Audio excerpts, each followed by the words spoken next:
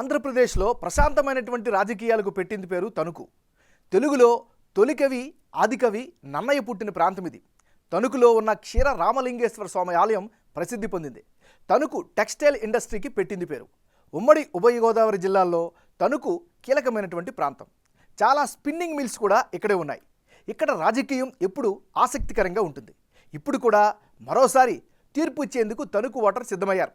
మరి ఈ ఎన్నికల్లో తణుకు నియోజకవర్గం ఓటర్ నాడి ఎలా ఉందో తెలుసుకునే ముందు 2019 అసెంబ్లీ ఫలితాలను ఒకసారి చూద్దాం. 2019 అసెంబ్లీ ఎన్నికల్లో తణుకు అసెంబ్లీ సెగ్మెంట్లో ఉత్కంఠ పోరు నడిచింది. వైసీపీ టీడీపీ మధ్య కేవలం 1% ఓటు షేర్ తేడా మాత్రమే కనిపించింది.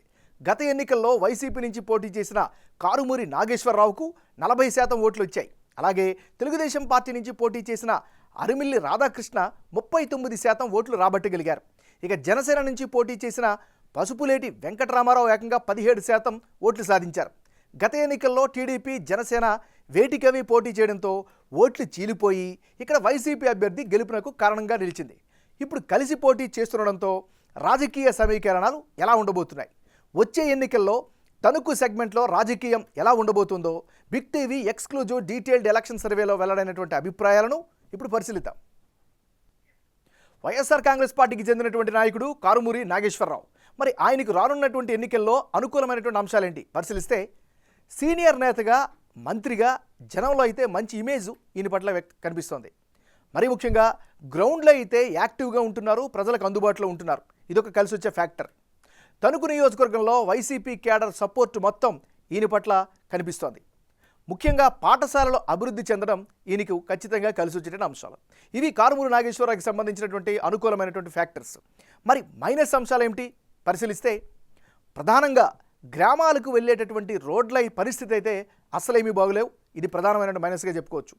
ప్రభుత్వం గార్బేజ్ ట్యాక్స్ వేయడంపై, అంటే చెత్తపై పన్ను విధించడం జనంలో అసంతృప్తి అయితే వ్యక్తమవుతుంది.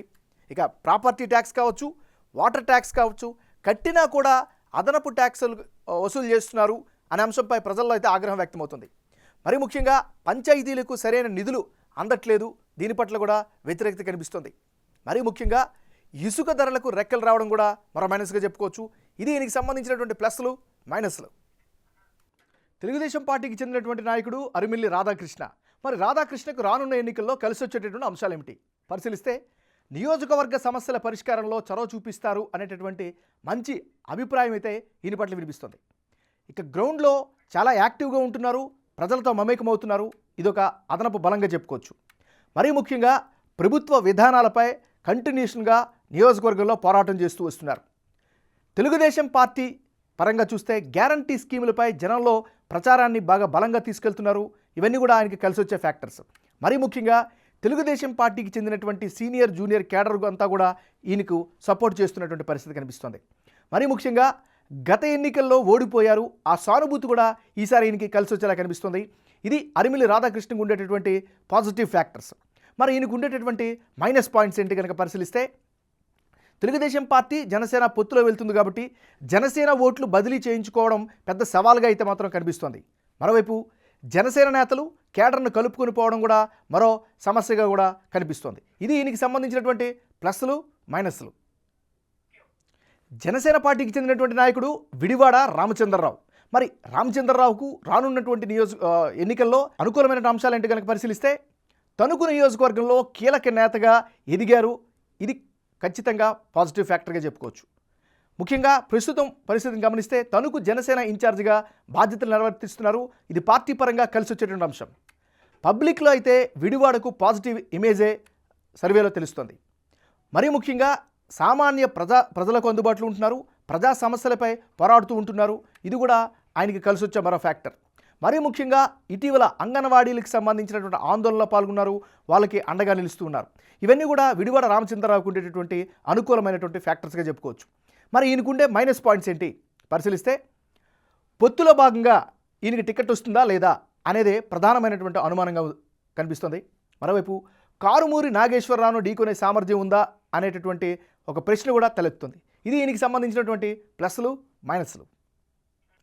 రానున్న ఎన్నికల్లో తణుకు నియోజకవర్గంలో ఎవరెవరు బరిలో ఉంటే ఫలితాలు ఏ విధంగా వచ్చే అవకాశం ఉందో పరిశీలిద్దాం.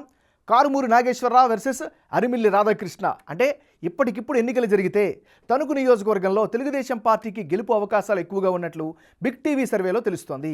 టీడీపీ అభ్యర్థి అరిమిల్లి రాధాకృష్ణకు 49% ఓట్లు, వైసీపీ అభ్యర్థి కారుమూరి నాగేశ్వరరావుకు 41% ఓట్లు, ఇతరులకు 10% ఓట్లు వచ్చే ఛాన్సెస్ ఉన్నట్లు బిగ్ టీవీ సర్వేలో తెలుస్తోంది.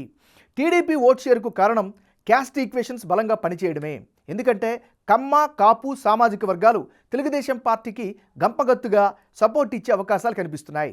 పైగా ఈసారి టీడీపీ జనసేన పొత్తులతో ముందుకు వెళ్తుండడంతో ఈ రెండు వర్గాల ఓట్లు చీలకుండా టీడీపీ జనసేన ఉమ్మడి అభ్యర్థికి పడే అవకాశాలే ఎక్కువగా ఉన్నాయి. తణుకులో ప్రస్తుత ప్రభుత్వ హయాంలో అనుకున్నంత అభివృద్ధి జరగకపోవడం, ఉపాధి అవకాశాలు పెంచకపోవడంపై జనంలో అసంతృప్తి కనిపిస్తోంది. అటు అరిమిల్లి రాధాకృష్ణ గతంలో ఓడిన సానుభూతి, క్లీన్ ఇమేజ్ ఉండడం కలిసి వచ్చేలా ఉన్నాయి. మరోవైపు జనసేన నుంచి టికెట్ రేసులో ఉన్న విడివాడ రామచంద్రరావు అధినేత ఆదేశాల ప్రకారం పనిచేసే అవకాశాలు ఉండడంతో తణుకులో టీడీపీ విజయ అవకాశాలను పెంచుతోందని తెలిసింది. పైగా తణుకు సెగ్మెంట్లో జనసేన అధినేత, cine hero Pawan Kalyan fans base కూడా ఎక్కువగా ఉండడం కూడా కలిసి వచ్చేలా కనిపిస్తోంది.